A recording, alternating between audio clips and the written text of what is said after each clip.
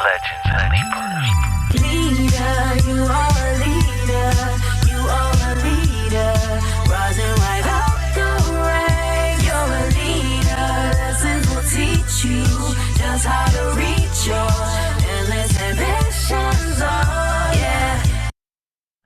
All right. Good afternoon and good morning, depending on where you are, where you're watching this. We are recording, so I'm a little nervous because I don't have our safety net, Lauryn. Ashley's not here, so I'm trying to work the control panel and everything for you guys. Anyway, my name is Ramon Lowe. I'm the Director of Membership and Industry Engagement for the Airport Minority Advisory Council. Welcome. This is our monthly virtual program, Legends and Leapers, where we pair an industry legend with an industry leaper, and we kind of hear a lot about their personal professional stories and kind of compare where there are similarities and differences. And as Lauryn kind of knows, there's probably a lot more similarities and differences despite all that. But before I hand it over to Lauryn and Martha, and by the way, Lauryn, thank you to Martha for pinch hitting. Mr. Ricky Durrell Smith had unfortunately a previous engagement, so I know he likes to keep you on your toes. But we're gonna get to that in a second. Anyway, a couple of house announcements. First and foremost, I want to thank everyone that came to the second annual She Soars Women in Aviation Summit last week in Atlanta. Depending on when you're watching this, it was last week for me, Lauryn, and Laura. So we want to say it was a tremendous success. There was so much engagement, a lot of energy and excitement. A lot of networking, a lot of great conversations that went on. So thank you all for attending. Thank you to our hosts, Hartsfield Jackson Atlanta International Airport. If you were of a strong constitution, maybe Lauryn was, and you were able to do the Mayor's 5K in the runway at 3 in the damn morning, God bless you, because that was not me. But thank you to our hosts in Atlanta, as well as all of our wonderful sponsors and speakers for making the second annual conference, Women in Aviation Summit Conference, a tremendous success. We will be probably announcing soon where we'll be doing 2026, so please stand by. And the last announcement I have from the national office is October 1st. I'm the membership guy, so I cannot come in here and not talk about membership.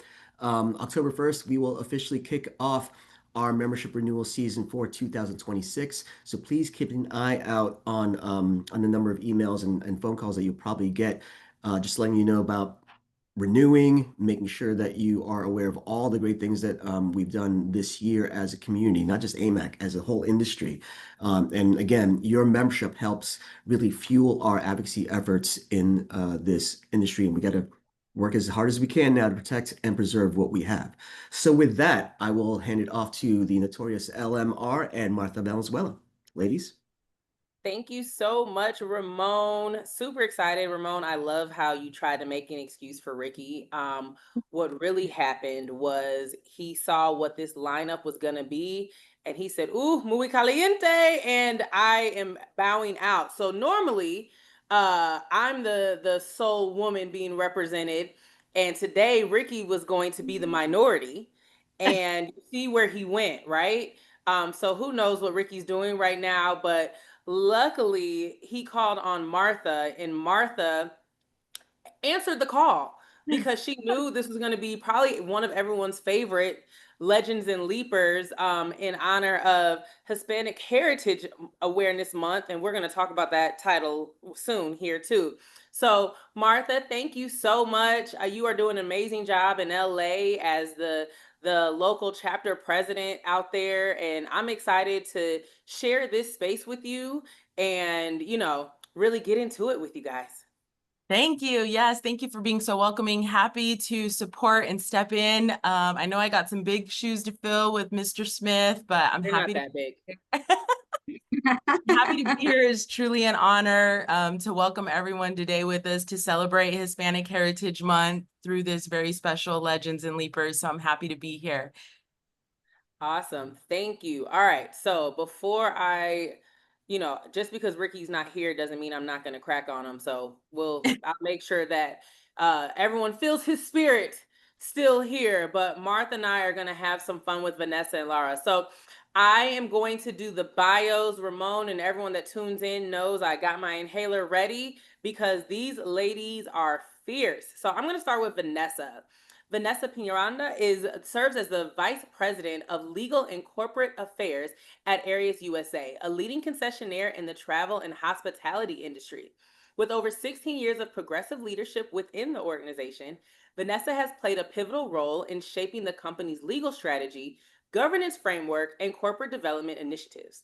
She currently serves on the executive committee overseeing 145 restaurant and retail locations in the U.S. airports and motorways, a workforce of 2,500 employees nationwide, and generating revenues of over 300 million. As a recognized leader within the organization, Vanessa leverages her influence to drive innovation in the customer experience and to champion the advancement of women in leadership roles. We love that. In her current capacity, Vanessa leads the company's strategic and legal initiatives.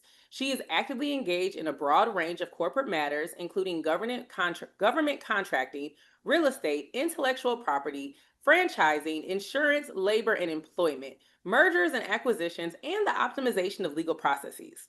Additionally, she oversees the legal department and manages all litigation matters on behalf of the company. Her leadership has been key to aligning legal operations within the company's long-term growth objectives and value-driven culture.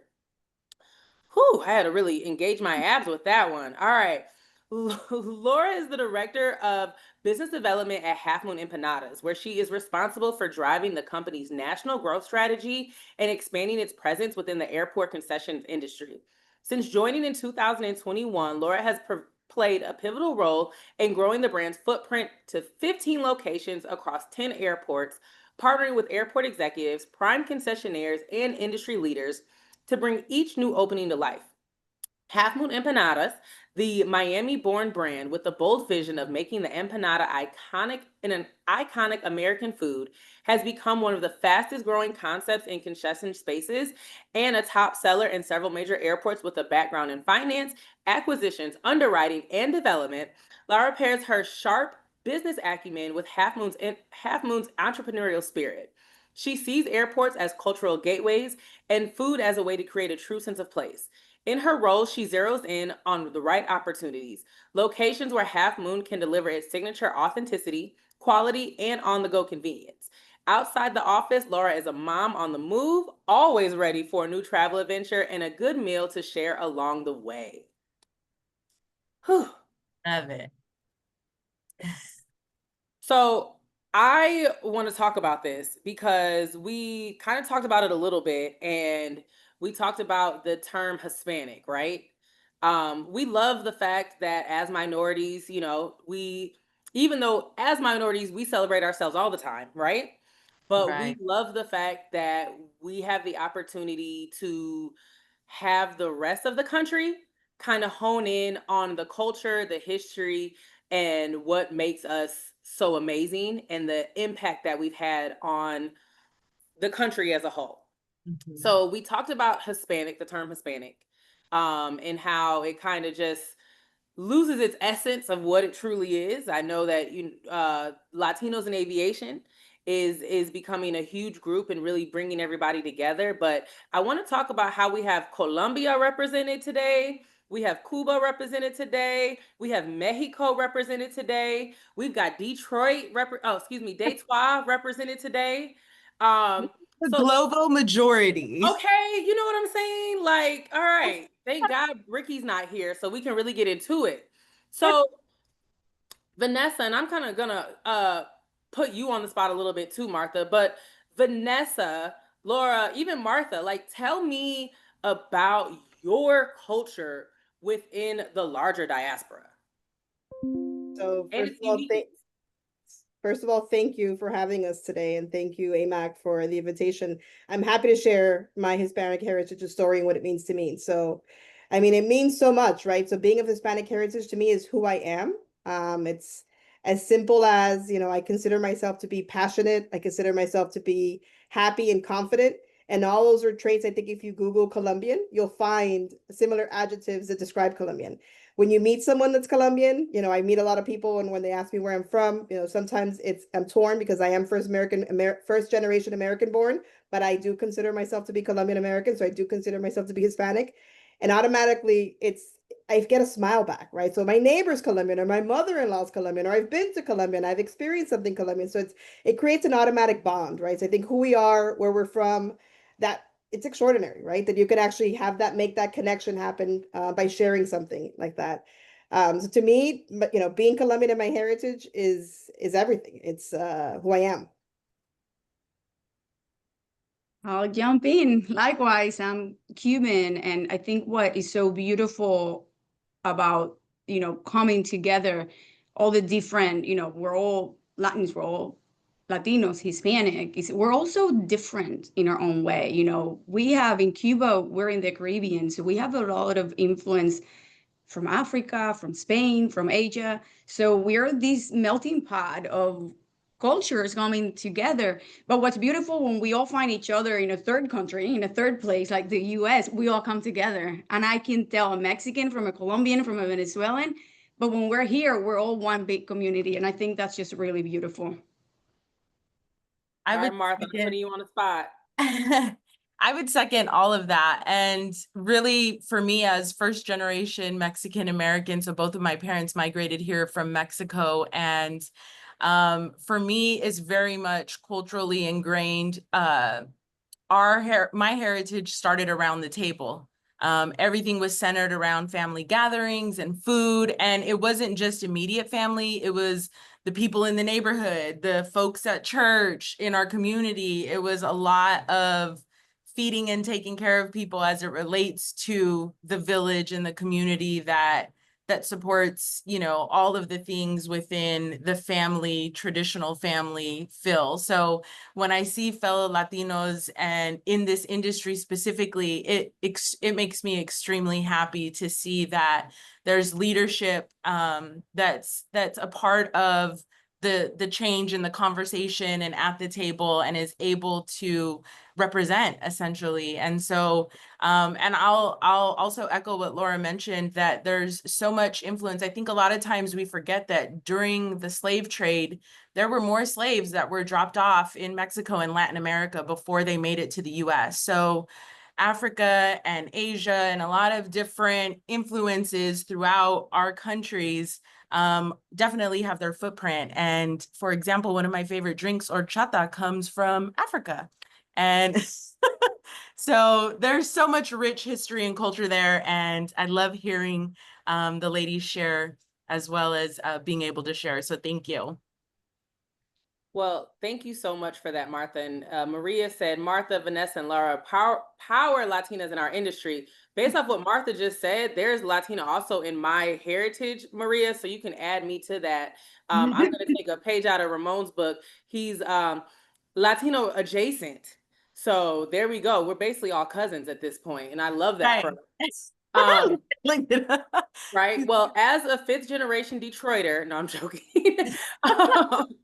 But no, so I kind of want to put Vanessa on the spot. So Vanessa did something that in the past 5 years of Legends and Leapers has never been done. She sent over the script in which she wants us to follow. So with her background in legal, if you see her look off to the side, it's because she is reframing her questions or her answers based off of the questions she wants us to ask that we're not going to ask. So I'm putting Vanessa on the spot. But Vanessa, given, you talked about being first generation, and Laura, this question is for you as well. Tell me what that transition has looked like for you coming to the country, right? And then also how you've navigated your roots with where you kind of got, how you got here, excuse me, and then also how you got to where you are now. What did that look like? Sure. So I will defend a little bit of my actions, which is just preparation, right? So I'm all about preparation. I'm all about putting the work in. So I wanted to make sure we had an outline to work off, which is what I shared. It gives you a little bit about my spirit, who I am, being prepared. But with that, so I love to share my story. So it's I don't usually sit back and reflect. I kind of take it for what it is because it's who I am. But my family actually moved here when they were 19. So my both parents came from Colombia. They moved to New York when they were 19. They lived there for almost 30 years when they moved. I was born in New York, and then we moved to South Florida. I'm actually from Miami. I was raised in Miami. I consider myself to be from Miami, so I am from that melting pot of Latin America and Miami.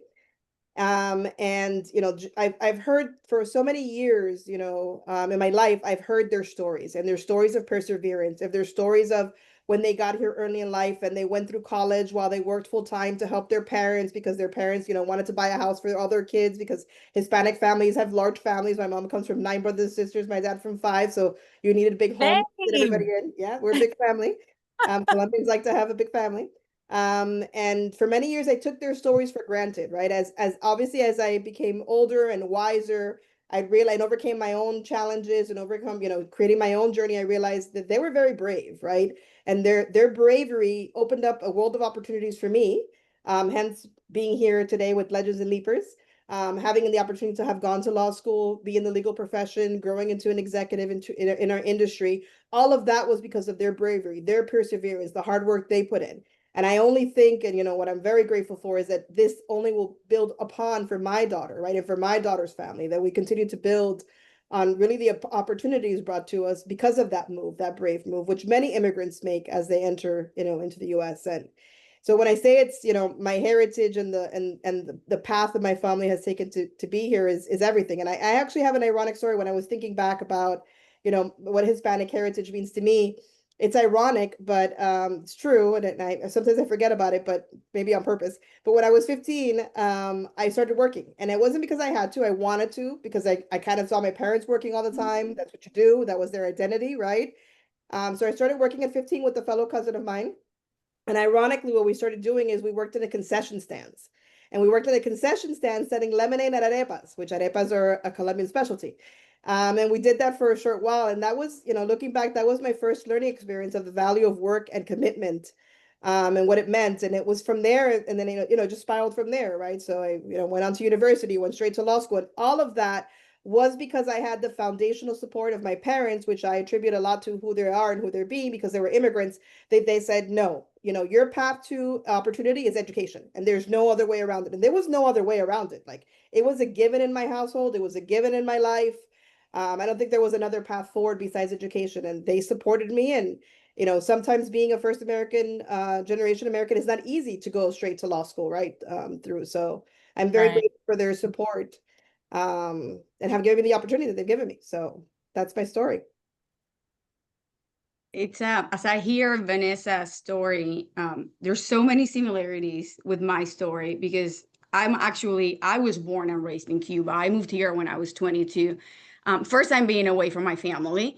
In Cuba, all Hispanics and Latinos, we're like we've said before, we're very family oriented, always together. We move in packs.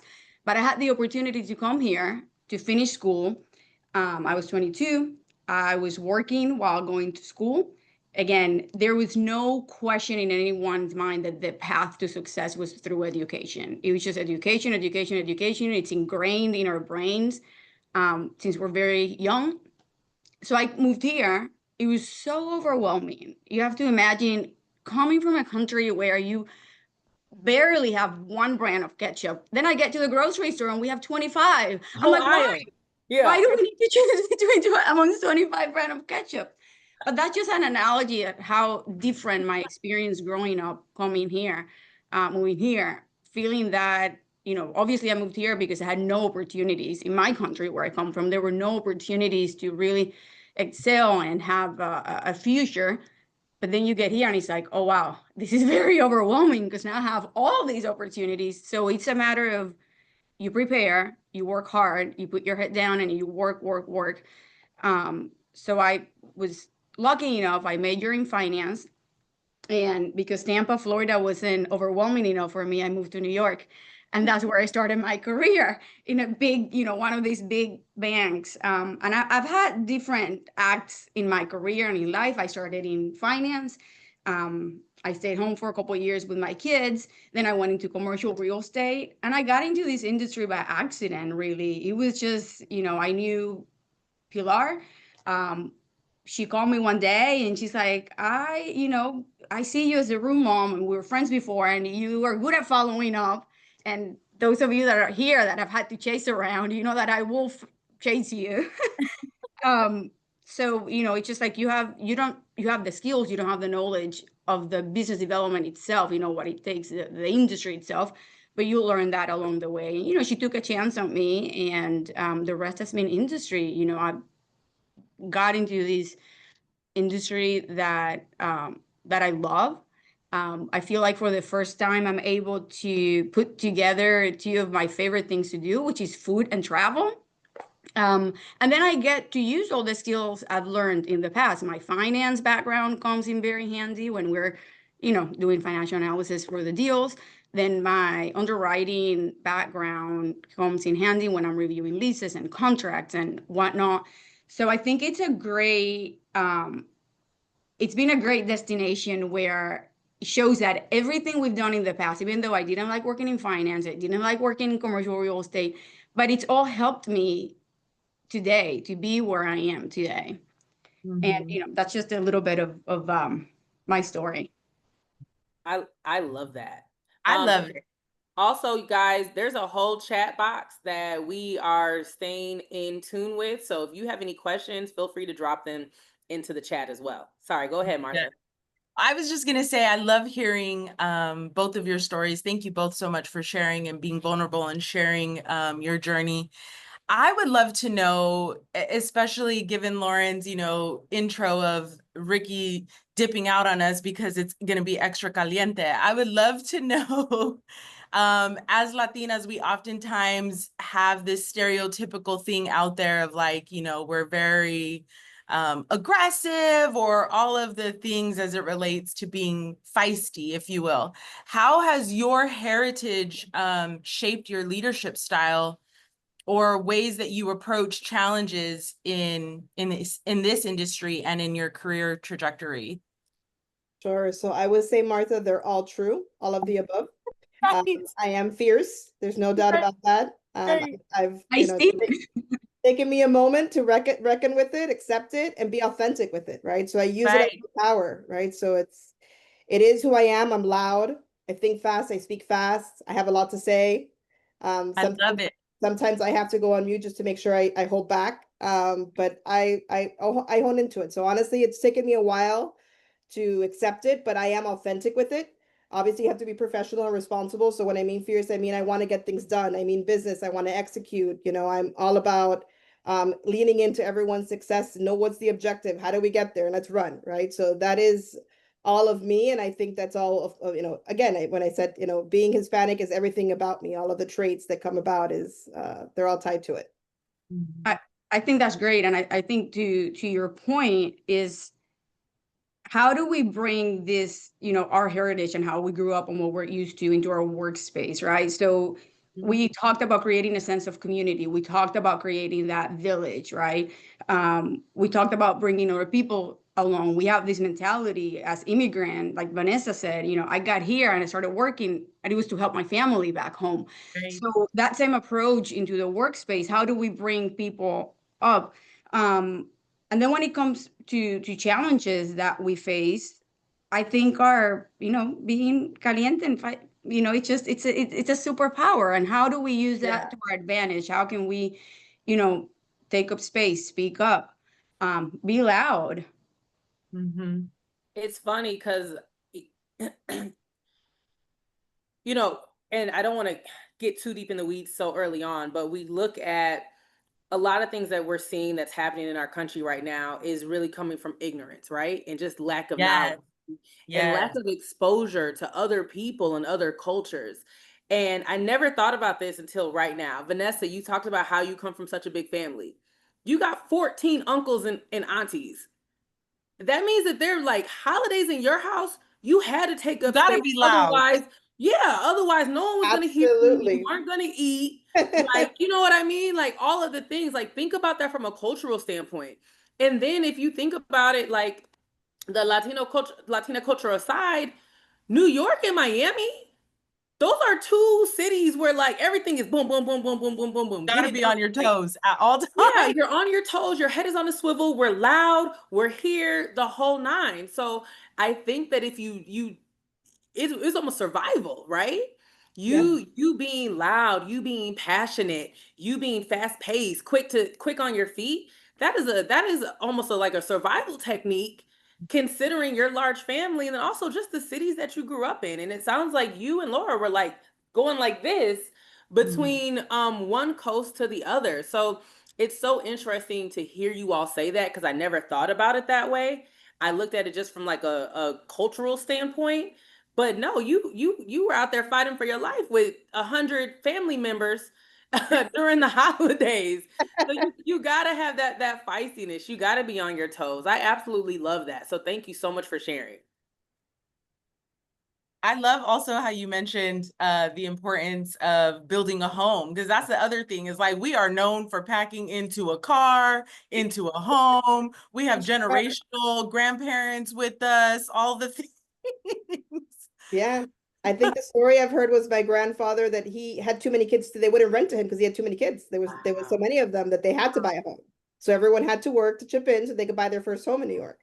So it was a necessity, right? So it was a Yeah. necessity, and it was a necessity to be able to sustain and feed 9 kids. And by the way, from that, I mean I have over 50 cousins, right? And from some First cousins. family, First cousins. Yeah. I got first cousins that I don't even know are my first cousins. I was like, you got to get into it when you have a big family. So for people that don't necessarily understand or don't like having 50 first cousins is crazy. More than that. I just count the ones that are in my generational age. If they were born after I was 15 or 10, I stopped counting. I stopped counting. Yep. Yeah. But it's an amazing thing though, because in that family and in that space, I mean, it's our safe space, our family, and obviously it's hard to stay in contact with 50 cousins.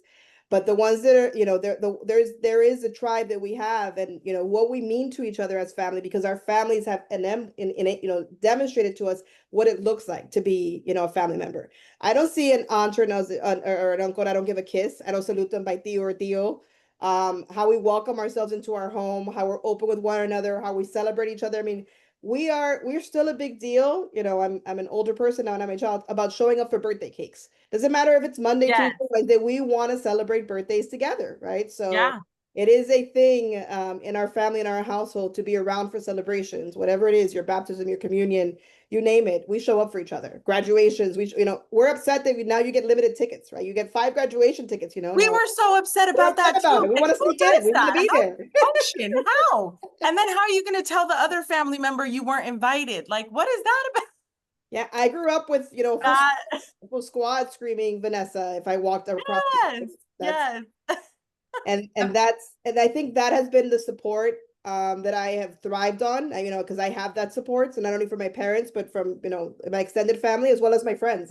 I have friends of 30 plus years, right? So I grew up in Miami and a lot of my friends still live in Miami, and I have friendships that have lasted 30 years. And something important I'll speak to on this is I have my mini board of advisors, right? I have someone that I called before this call. I have someone that I spoke to Laura as well, and her and I exchanged notes because we wanted to be prepared. But I also have my friendships that I speak to. I speak to my husband, right, about things. My husband's like, do what you do every day. You'll do just great. So it is about having people that support you, believe in you, that are, close to you, right? And invest in those relationships, because those are relationships that actually end up, finding you opportunities. And I think that's a beautiful thing that we also get to bring into our workspace and into our companies, right? And I think we might take it a little, we take it for granted here in Miami because we're so used to it. We're, obviously the Hispanic community, it's a big part of Miami. But we have lunch together here every day, right? We have people from different parts of Latin America, so we each get to bring something from our country and we share.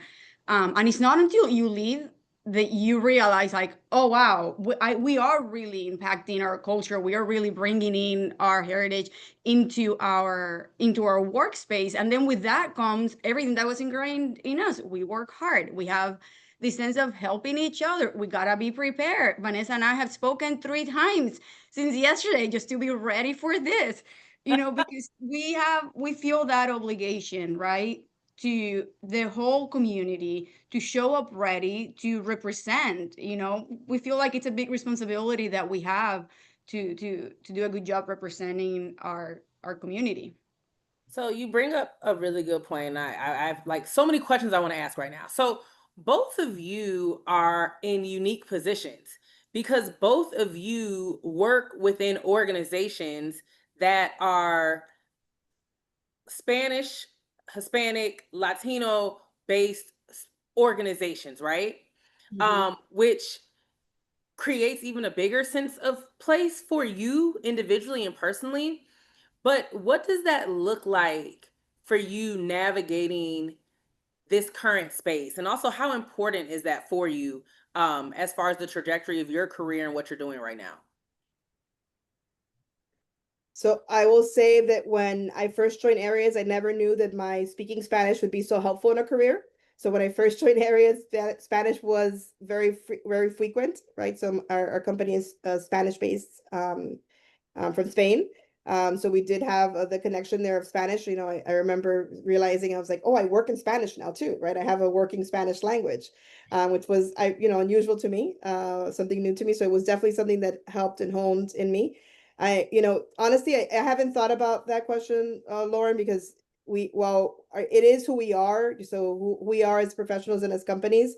We nurture and we accept our Spanish culture and community, right? So we're a diverse population within our company, and we nurture and accept everybody. And I honestly, it's not something that I've reflected or thought about, but we definitely empower everyone's voice. And I know that my leadership team has always accepted, empowered, and heard my voice. And I think that I've been, and it's benefited both of us, right? As an organization, and as me as professionally.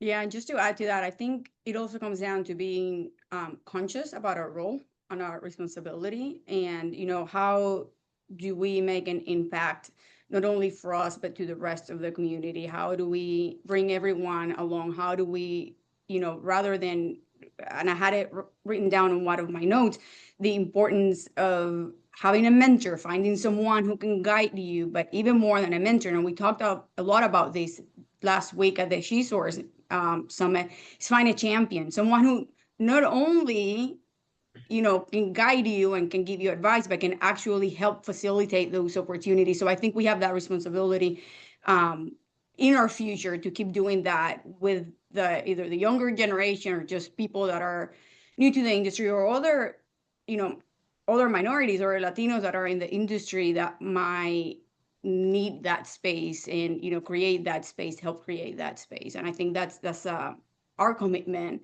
for the future within our organizations and within the industry. I love that you mentioned that, Laura, and it kind of brings me to a similar thought or question, if you will, as it relates to as young professionals, both of you, what challenges do you see in your roles for other Hispanics or other underrepresented groups, and how do you push through them? Yeah, so it's a very good and true question. And I think for me, I know I've suffered from the imposter syndrome. And that may come from, I don't know if, that's a known thing to non-females, but it's a female thing for me for sure. I don't think sometimes I'm worthy of, or, am I legend? Am I a legend? I don't know. I question myself, right? So it is who I am. I think the important thing is you need to be surrounded by people, whether they're colleagues or peers, that believe in you, that see the other side of you, because they need to help push you when you have those doubts, to get out of that and push you into thriving.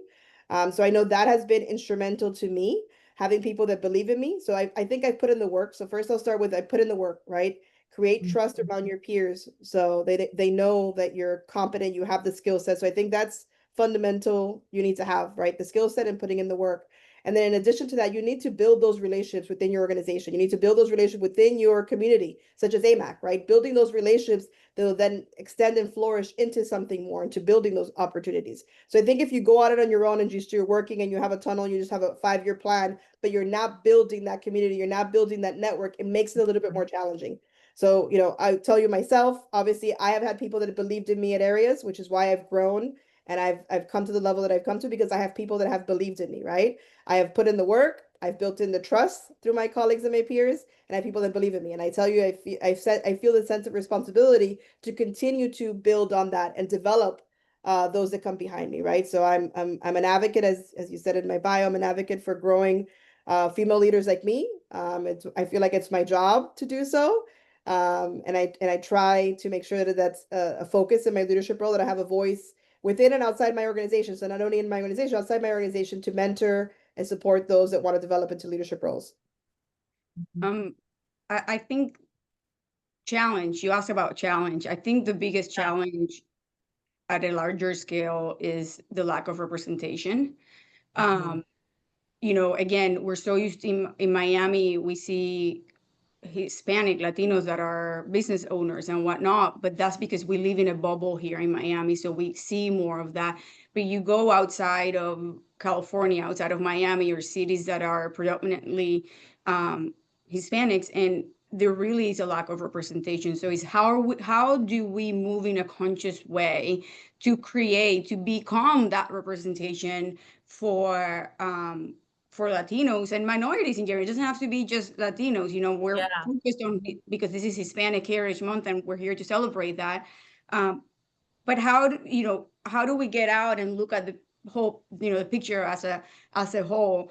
So I think showing that representation, being that, having other people see that it is possible to achieve great things and to get far within our own careers and path, and then creating opportunities. Again, not only you mentor, you guide, but how do we consciously create opportunities for all minorities? So I'm about to get a little controversial, and Vanessa, I know you're legal, so if you need to change the way you answer this. And Laura, you just said something that's profound, right? And someone mentioned it in the chat too, like the representation. And I know I'm going to really call out the elephant that's not even the elephant in the room anymore, but just the attack on the Hispanic community, on Latinos, et cetera, that's happening right now in our country, right? And the guys, because majority of the cities are don't have a strong Hispanic presence, right? So what you see is, the hard working, on the boots on the ground kind of representation, right? You don't see the Vanessas. You don't see the Lauras. You don't see the Marias and Iselas, et cetera, on a larger scale, going back to that ignorance, and going back to just the lack of knowledge. So how do you take this challenge that you talked about, and also given the fact that there is an attack, right? I have people that are afraid to go out afraid to have family members leave their houses for the mere fact that they might not be coming back home, right? So how are you not only being that representation, but finding individuals and bringing them up and showing them there's more to life, there's more to this country, there's more to opportunities than just what you're seeing on TV or what they want you to see? I think what's going on now, it's like you said, it's due to that ignorance, that lack of education, is misinformation, is not understanding, again, our culture, the bigger picture. It's sad because many of these people that are being deported and whatnot have lived here their entire lives. They pay taxes, they contribute to society.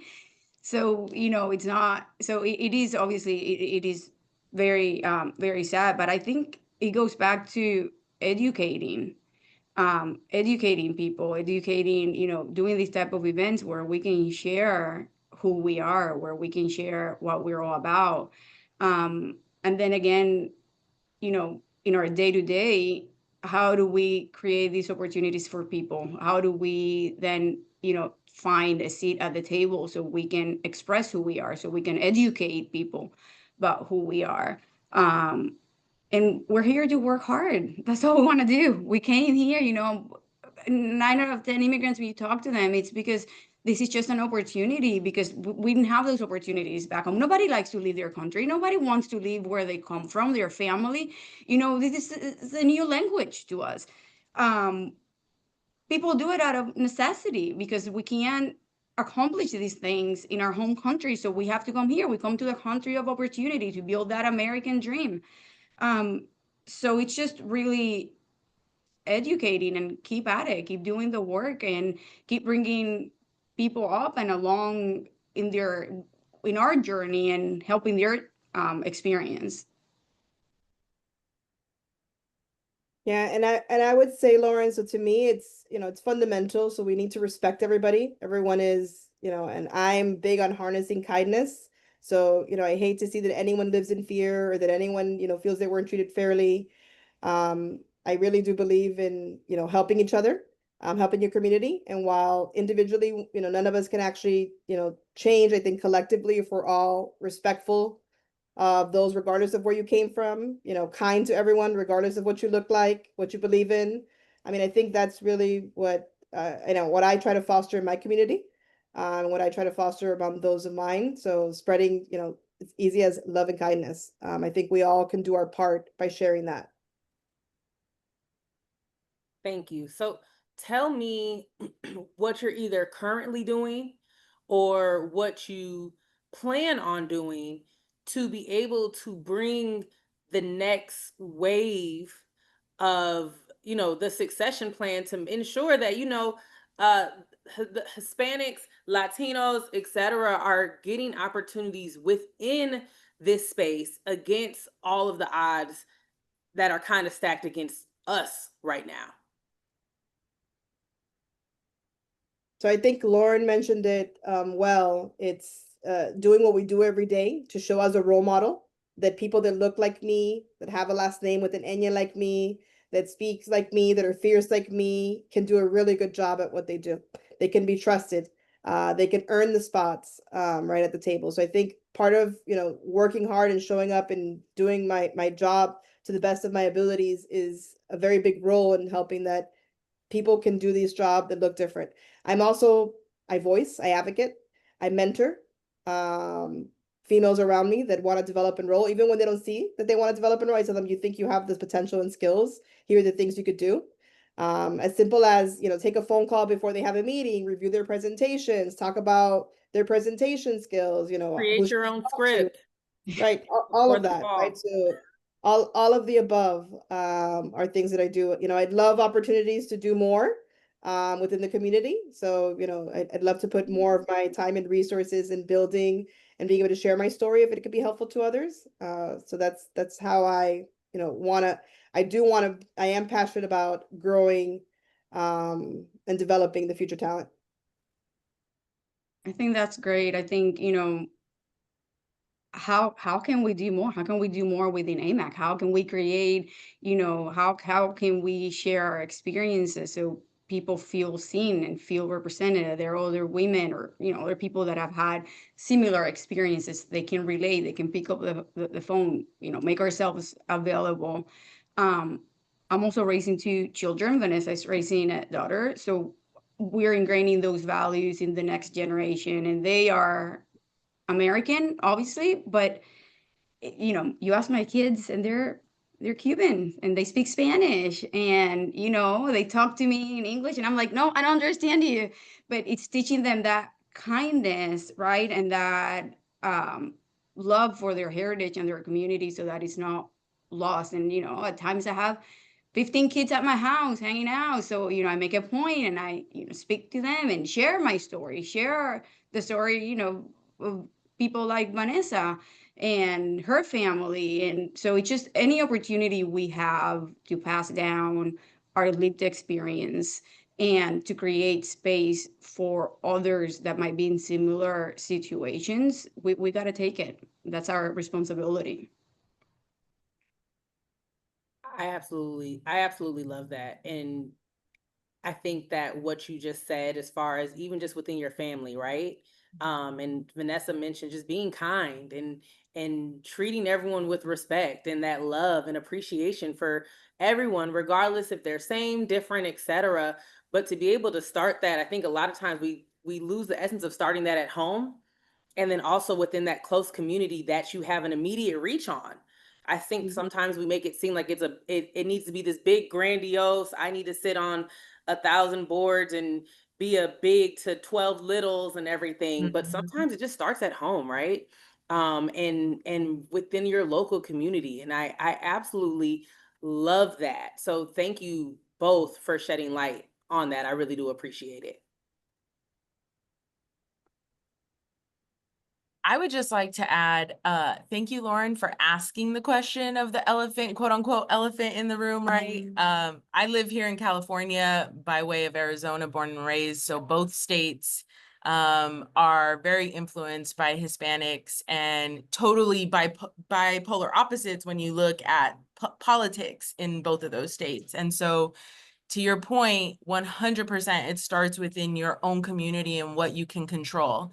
I have my niece here right now visiting who's homeschooled and is 11 years old. And so I've been taking her all around California and touring different museums and learning about our history and doing what I can as an aunt. I don't have children of my own, but doing what I can to help, raise the next generation and instill in them the heritage and the roots of where we come from and the importance of understanding our history so that we can ensure to not repeat some of the problems that we're seeing today, because a lot of this is also due to erasure in certain areas and communities where we seem to have forgotten that this has happened before. And and we now find ourselves in this situation where at the end of the day, I agree with Vanessa 100% that it is definitely advocacy that is needed, that we need to recommit to advocacy and standing with our community, building those partnerships, making sure that our platforms like this, Legend and Leapers and 360, I saw Ramon posting that as well, are used to amplify both the successes and the struggles of all minorities or the global majority, right? So that we can move forward together in finding a pathway to access and opportunities to help hopefully change the trajectory and rewrite our own history. And I typically try to shy away from like the hardcore business related questions just because we hear that on every panel. Yeah. But I think given where we kind of just went for a second, and also given the challenges that businesses, specifically minority owned businesses, are facing, and you guys both work for a larger companies. Vanessa, you guys just had a powerful acquisition. Laura, you all are growing leaps and bounds. But I guess my first part of the question is, have you seen any issues with or challenges with access to capital or contract opportunities recently, or do you foresee any of those issues? And if so, how are you all addressing that? Or even if it's creating opportunities, I know Vanessa, you talked about other women and minority owned businesses. What are you all doing? What steps are you taking to kind of counteract what's happening right now? Yeah, sure. I mean, access to capital, I mean, in our market, there's no denying that access to capital is hard, right? So we're a CapEx intense business, at least in the concession space. So it is a struggle for most businesses. We do our part to try to help and support, find the right avenue, obviously finding the right project. Sometimes it's having multiple partners so that you could spread that initial capital investment. So, I mean, within our team, we have Marlene Coleman, who's dedicated to our strategic relationships, and she does a terrific job at finding the right opportunity, the right project with the right partnership, so that it has the right, because as in our industry, right, the CapEx, and then you have to get a return on CapEx, so it has the right fit for each partner, right, and what your risk tolerance is and how much capital you have access to.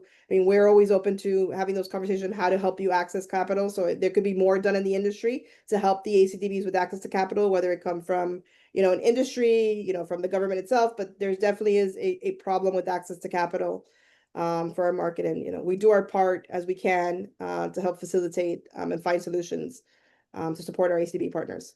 And Vanessa, to your point, this is a problem, like just Tabitha to reference this. Your question has been a problem long before now. This is the since I've been in the industry, since before that, this is like the age-old question of access capital contracts. And now I do understand, however, like Vanessa just said, the grant opportunities or government contracts, et cetera, are changing just within a given climate. So I know that does look different, but I do want to make it very aware and very clear that the access to capital has always been an issue, especially for small businesses trying to grow within this industry. Sorry, I know. Laura. No, from our end, and I wasn't with the company when having won their first contract at MIA, but it took going something like 10 different financial institutions with the contract signed, and no one would give the loan. He said, but I have a contract. I have a contract that signed. What more collateral do you want? What else do you want? So this is a very, like you said, Lauren, this goes back way before the issues we're having now. It will probably, get worse now. So I think we got to stay informed. We have to go to, these type of conferences and events and connect with people like Lendistry. They're a great group to connect with, and there are other lenders that, they form partnerships with the state governments, with the local governments, and get that funding. So it's just really being informed and looking at what are the possibilities out there for funding access to capital, because that is the biggest challenge that smaller businesses face. For sure. Laura, you made a great point talking about Lendistry. I know I was on a panel at the AMAC, the annual conference, and it was literally just about access to capital. And there was a gentleman that is based in New York, and they are kind of doing some different things with, as far as banking and capital is concerned, to be able to create opportunities for women and minority owned businesses in a space where, we're not as celebrated as we just once were. So I think, networking, going and attending the AMAC annual conference, attending the She Source Summit, and even the Econ Forum, to be able to put yourself in position in spaces where people do want to celebrate you and see you grow. When we started, Vanessa, you talked about wishing that you would have utilized some of the opportunities like AMAC more, and maximizing that. I kind of want to get into that just a little bit, whether it is how you can maximize AMAC more, or just utilize. I know that I'm really excited about the Latinos in Aviation, just as a group, and getting together and being able to have individuals that understand from a cultural standpoint some struggles, but also how you can work together and expand your village within the industry as well. But if you guys can talk just a little bit about either how you're not fully maximizing AMAC and how you want to, or even just talk about different opportunities that AMAC has provided for you, either individually or as an organization. Sure. So I have joined the AMAC's annual meeting, and I actually met Laura at one of the industry events a couple of years ago, and we automatically bonded. And she remembered when we were on the panel together. She's like, we met a couple of years ago, and remember that we actually started speaking in Spanish, and that was an automatic bond. So going back to our underlying message there of that connection and bond. But from my perspective, I feel like I'm so focused on work and getting what I need to get done, and I feel like it's a never-ending to-do list. I don't leverage and take an opportunity as I should, but I know I should. So I'm getting better at it. I'm doing better. So when I got the invitation, I'm like, oh, I'm so busy. I have so much going on, but let me do it. Right. So it's really me taking a leap of faith. It's me putting that extra foot forward and say, I want to put my story out there. I want to be out there. I want to continue to build networks and relationships. I want to show up. So I wanted to go to the She conference last week, but it was too short notice for me to make it happen. But I'm putting that will, right? So my first step is to put that will out there. I urge everyone to do the same, because it is important to build that network of community. And I think AMAC having that platform is amazing, because it's melded all in together, right? So you show up to that one spot and you build in, the network with all the community. Our industry is very big, but yet very small as well. So showing up to 1 or 2 events a year, and I've joined, other industry conferences of ours as well. I always walk away so rewarded, not only because I get to meet the people I work with, but I build new relationships. And that does translate into doing your job better, right? When you've had that opportunity to share with them, hear from them, you sit at a panel where you hear them speak, or you get to see them once or twice a year, it does make you better in your job and in your role, right? So I urge, myself as well as others to continue to put that foot out there, put yourself out there, and join opportunities and events. I think that was great. And I also, just to add to that, I think when we have the space to come together as a community, when we have the space to connect, to network, to get to meet each other, to get to learn about each other's experience, and know at least who we are. We're so different. It's like, oh wait, I know that the head of legal for areas, she's Hispanic, and she's a woman. It's like, how do we connect and these spaces like AMAC, the conferences, the industry conferences are great spaces like that. But then how do we have that, add to that representation? Can we be on more panels? Can we have that voice? Can we be, can we be included in the conversation, have a voice, bring our voice, be heard, and by that way show other, in this case, again, I'm going back to Latinos because this is what we're here to talk about, the Hispanic Heritage Month, but all minorities, we all need to have a seat at the table, we all need to have a voice. And I think the best way to do that is by providing that opportunity. Like I said, let's sit on panels, let's have more of these conversations where we can all see that representation that we need. I love that. Thank you. And then I'm gonna flip the script just a little bit, but along these same lines. What can AMAC do? That was going to be my next question. I love it. And Martha, I feel like we've been like literally in each other's minds. So Yes. what can AMAC do, right? To really hone in on this large majority within the minority of this space, and how can AMAC support our Latino membership, whether it be on an individual basis? I know we have our local chapters, but from a national conference, etc. But what can AMAC do to really support the community, especially in this time, but always in moving forward? I think exactly what we're doing now. Let's have a conversation. Let's bring us to the tables. Our voices are also heard. We might face different challenges depending on where in the country we're in, depending on what we're doing. So it's all about representation. It's all about letting us, have a voice and speak. And like I said, share our experiences. If there are panels, make sure we're included so other Latinos in the industry see that representation. So it is just having a space, making the space available for us to share our experience and just to have a voice within the industry, because I think representation is key. Yeah, I echo Laura's comments, exactly what you're doing now, right? Creating that platform. You have the platform, you have the voice, AMAC, you have the membership, you have the audience. So just, putting us out there, putting it out there, making it a new thing to continue the conversation. I think it'll build more network, more community, and more opportunities for everybody. I absolutely love that. And then I do want to say this too, because we got quite a few people on in preparation for the annual conference, in preparation for most of the events that AMAC puts on. When you get the communication in the beginning, there's a call for speakers. And it's usually down at the bottom of the email, but there's a call for speakers. And I think that from a planning perspective, it makes it so much easier, because some people don't want to speak, right? Like, I want to be there, I want to listen, but I don't necessarily want to be heard.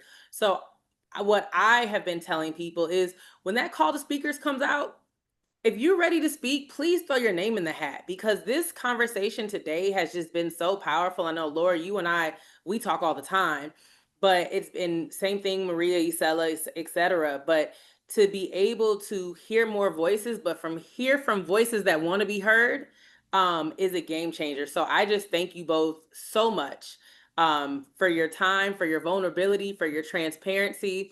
Vanessa, thank you for letting me pick on you a little bit. I appreciate it. Anytime. But I want to thank you guys, and I'm excited to hear more from you as well. Thank you. Sorry, Ramon. Excellent. Well, thank you again to Vanessa and Laura for joining us.